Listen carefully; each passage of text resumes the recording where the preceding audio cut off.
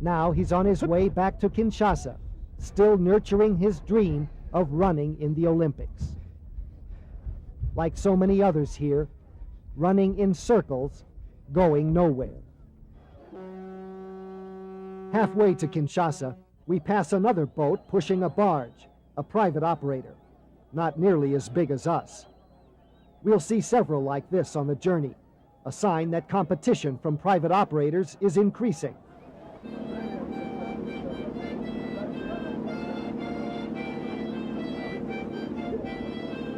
Activity on board now seems routine.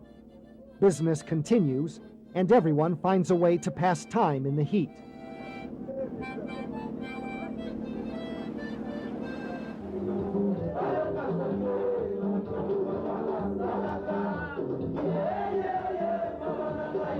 The supply of beer usually runs out before the end of the journey, but for now there's plenty to go around, and it's cold. The captain doesn't need a cold drink. He's still shivering, recovering from his latest bout of malaria. So far, his first command has gone well.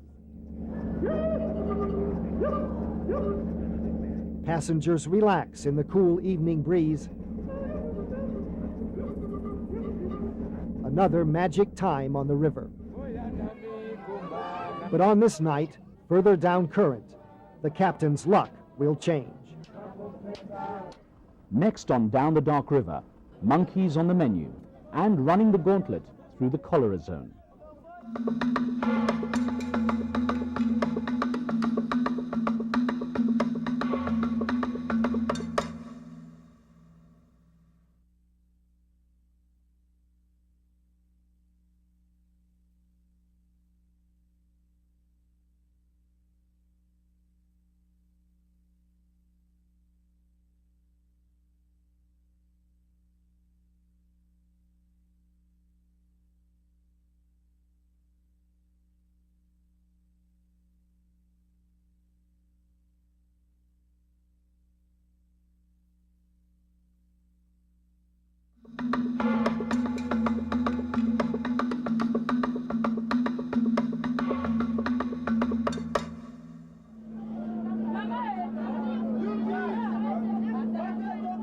During the night, pandemonium breaks loose.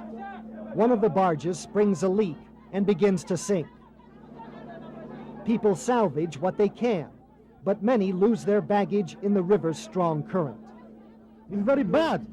It's very bad. Because all those luggage who are lost here, who will pay it? I don't know even this boat have insurance. I don't know. I'm not be sure. By morning, it's obvious the barge must be abandoned. The captain now says he initially refused to haul this barge. He thought it was unseaworthy, but he says he was overruled by his superiors in Kinshasa. By radio, those same superiors now tell him he should wait until another boat is sent to salvage the barge. They worry about thieves ransacking the vessel if it's abandoned here on the river.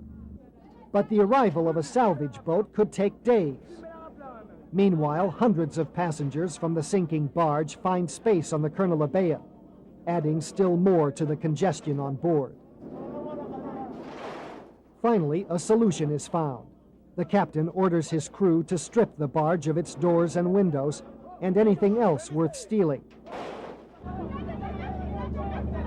What remains of the barge is left to the mercy of scavengers.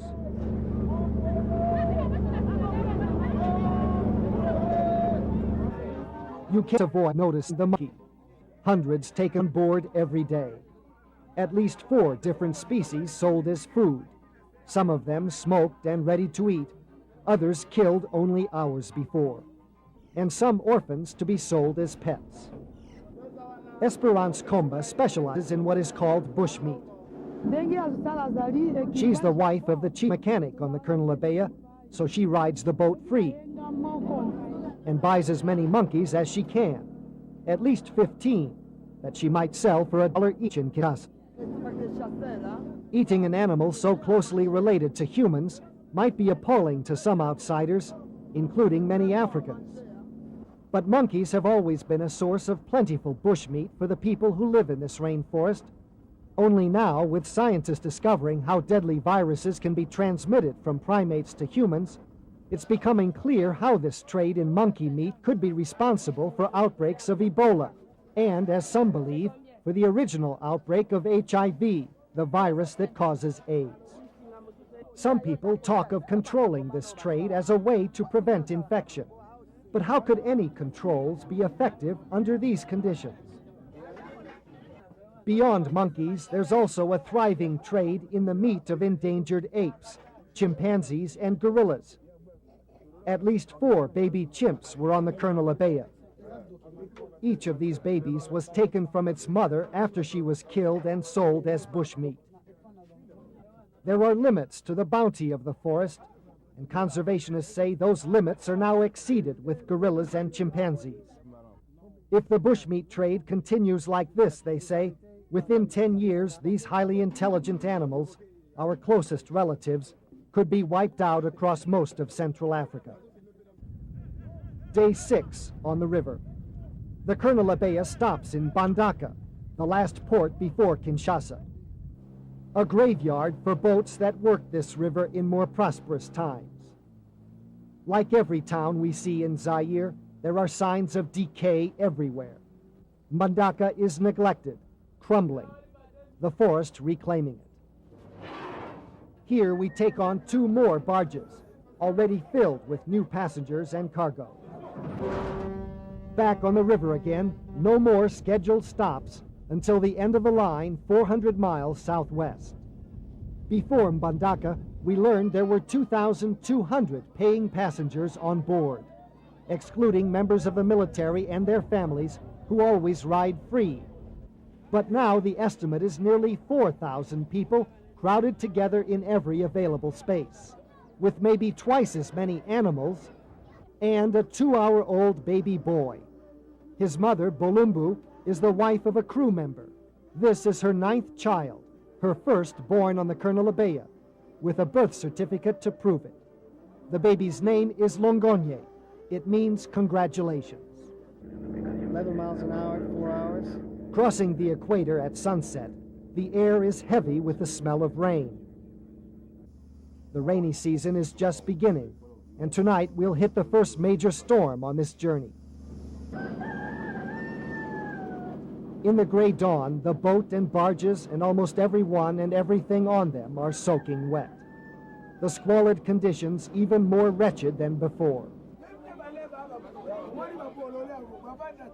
Our mobile community on the river now looks like a refugee camp dumped on a garbage scow.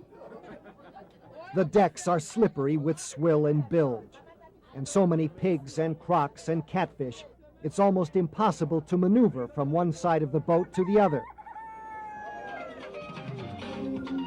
Some have compared this to Noah's Ark, but the Ark never smelled like this. Noah had only 2 pigs and 2 goats, and as far as we know, no smoked monkeys. These conditions are really not much different from what millions of others in Africa's cities and towns experience every day. Dehumanizing poverty, filthy urban slums, almost no health care or education, little tangible evidence their government cares anything about them. What do you possess as a 28-year-old man with a university education? Nothing. Willie Kasalakela is luckier than most. He has a degree in agricultural engineering, but his entire family is unemployed. Father, brothers, and uncles, and he has no hope for a job. Not at all. Life is too tough. Almost everyone we talk to on this boat puts the blame for their condition squarely on Zaire's politicians, greedy for money and power. That is a problem of our leaders, okay? They are struggling without caring about people. Politicians struggling for power without caring about the only people. that. Political changes are taking place. Under pressure, President Mobutu has agreed to democratic reform, but many believe it will make no difference. Il faut un changement radical. Jonas Colombo is 35 years old. 10 years after university, he still has no job. pour aspirer au There must be radical change, he says. We must change everything. Economic system, government, politics, everything. It has to change. Jonas talks about the old days of African socialism, when graduates were guaranteed jobs and supported by the government. Not like today, when Africa is at the margins of world concern, when economic reform eliminates hundreds of thousands of jobs and international aid shrinks even smaller every year. In the cutthroat world of the global marketplace, Africa is now told to survive on its own, like millions of individual Africans who struggle every day, scraping for ways to make a living. Do you see any place in Africa that offers hope for its people? South Africa only. In the visions of those like Willie, a leader like South Africa's President Nelson Mandela could transform their nation and make their dream come true. On the 9th day, on a 50-mile stretch of river, no one is allowed on or off the boat. This is the quarantined cholera zone we were warned about. Soldiers are posted around the boat and barges under orders to push away anyone who approaches from shore. Some of these families are desperate to reach the boat, but they get no sympathy from those on board. Go away, you have Ebola, they shout. Since last year's outbreak of the Ebola virus in Zaire, the name is now used by many to describe any deadly contagious disease. Beyond the cholera zone, the forest gives way to grassland and savanna. The river is much broader here, swollen by hundreds of other rivers and creeks that have poured into it. A few villagers board the boat with something to sell, but the business of this journey is almost finished. The passengers are exhausted, and there's simply no room for more livestock. Finally, on the horizon, the tall buildings of Kinshasa. Boats arrive with market women anxious to climb aboard, hoping for a head start on buying goods before we reach port. Some passengers leave on these boats, headed for their homes on the outskirts of the capital. Others get ready for the mad scramble to sell their goods. For 10 days and 1,000 miles downriver, the Colonel Abea has carried with it the hopes and dreams of thousands of people who refuse to give up. Africa itself is reflected in these hopes and dreams, in the wasted talents and skills, and in the perseverance of these people to carry on whatever their troubles.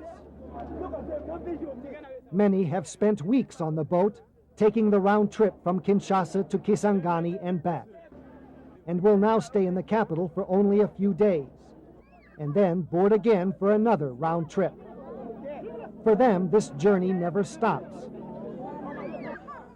Their nation lies in shambles, but they know they can always rely on the river. A powerful force of nature that somehow became a symbol of darkness and foreboding to many outsiders, but is in reality, as it always has been, a bright and generous source of life.